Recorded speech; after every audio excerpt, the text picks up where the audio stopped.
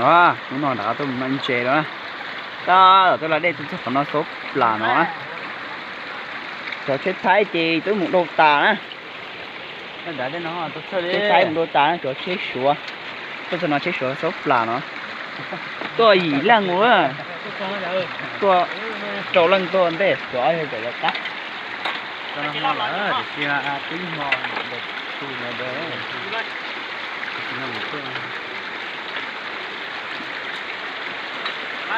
ได้ป่ะเรามันก็ช่อมเดือนเหมือนเธออ่ะก็รอตัวมันก็มาเปลี่ยนหลอกทุกโซ่ไล่มันก็ติดทุก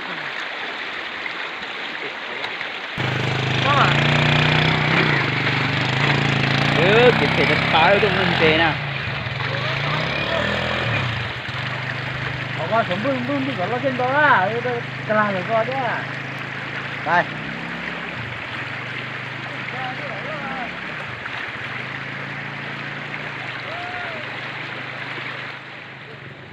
ôi thôi trả trên là cá là gì thôi nó chốt trả trên phải chấp lời trả trên là chấp lời với bao nhiêu á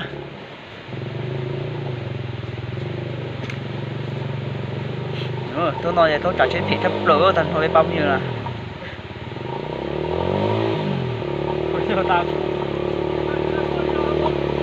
rồi trả trên phải chấp lời này cô này cô rồi chơi cả tổ mà tăng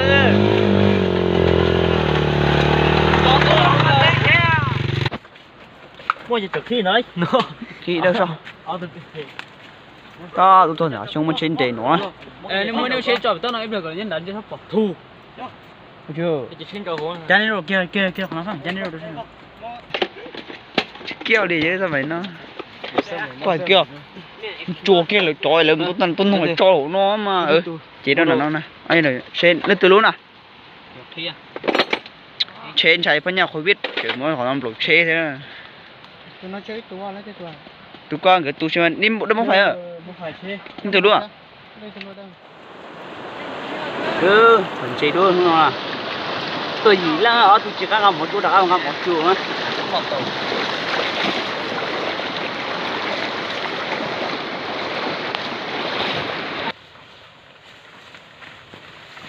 tôi đi khó phá một nữa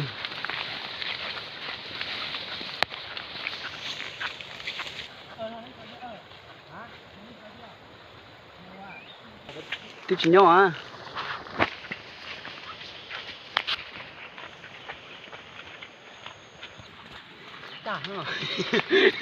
cá hài quá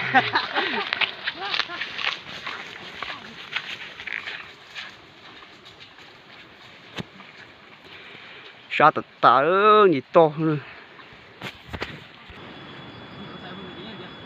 tôi tập po bởi chọc quốc tế nó nè tôi kịp chơi nhân la kịp sĩ tân tông á thả cho nó gồ thế nào con nó nè chỉ thả lưỡi giả ấy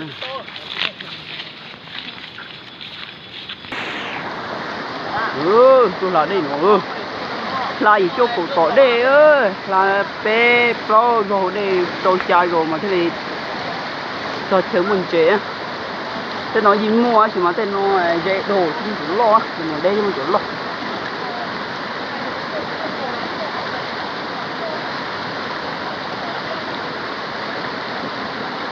tiếp ba số lúa mua giò nữa bảo nó tiếp ba chở số số thì tớ mua chỉ mày ơi tôi gì lăng á tôi đã ăn một số về mua một số cho là chơi nhà ăn một số đã ăn một số tôi ăn đây tôi chở ấy chở tôi so thì nó to nó như xí nó chơi cho còn ná sụp phở mua giò ăn là tôi nói vậy đến nó hay phong xong ra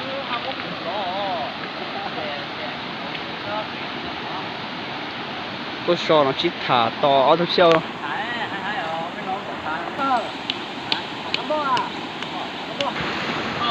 ôi nói béo nhà phải tàu lô ngay chơi mỏ tôi là cái ngâm mỏ yêu ôi nó yêu anh nản lò thế yêu anh nản tàu lô lò thế cái chơi mỏ đó ngâm mỏ anh nói kiểu có cả lấy ngâm mỏ mà dạ chỉ sát gì phải to à Đi sao đi bà? Ấy, Phải. cái à? Đá sang đây chói. Phải. Ừ, Sợ kịp bài rồi đó, gì lăng kia nó, xa lăng bị nó chị. Ý đồ cũ nè.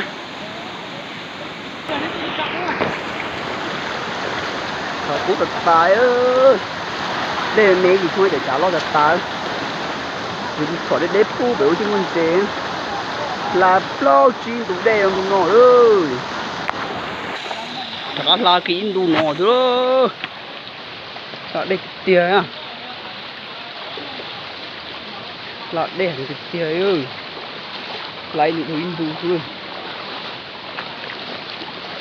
Lúc bà nó rồi. Cũng mua được mà. Tôi sẽ chọn đâu rồi thì cũng chụp bọn chơi thế. Thằng nó chơi cái gì tôi một đế thế. Thằng bọn chơi trống à. Bà xìa nè, say nè. Thì ít bia xuống nó thế em chọn chơi thế em say chọn chơi trống nè. Lúc bà nó trống được ta thế mà bé tôi thấy ở rồi này xuống một hàng á.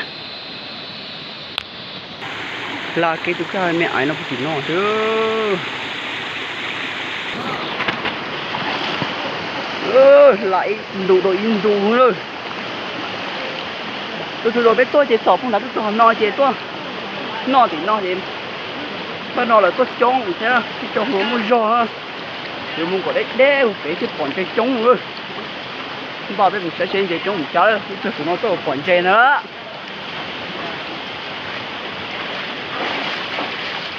Cái này của nó bọn chơi có ý rất là thôi chứ.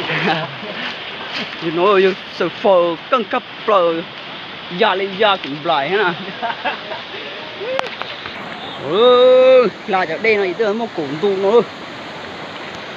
Là đây thì có hay là chắc ta ư. Hay nói là ta. Chó ý nhưng mà do theo chó cho thẳng đôi gì. Đây mình nó mong Phải lúc ta. Bây giờ tôi nói bài cái này rồi nè. Chưa phải sai. Lúc ở đây nó gọi chúng chúng chế để ở đâu. À thật ta chúng chế à. Ấy là chúng sống có. Ôi, tôi tí xa tí gì. Tôi có chế cái này. Nói cái ha. Nói cái mà. Đừng có lúc nào nhá. Nó cho làm cái nữa.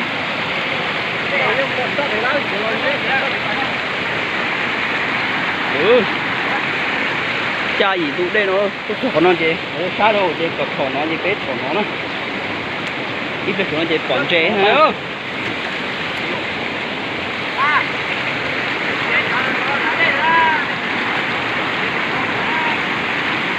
ơi nó ra tổng cái súng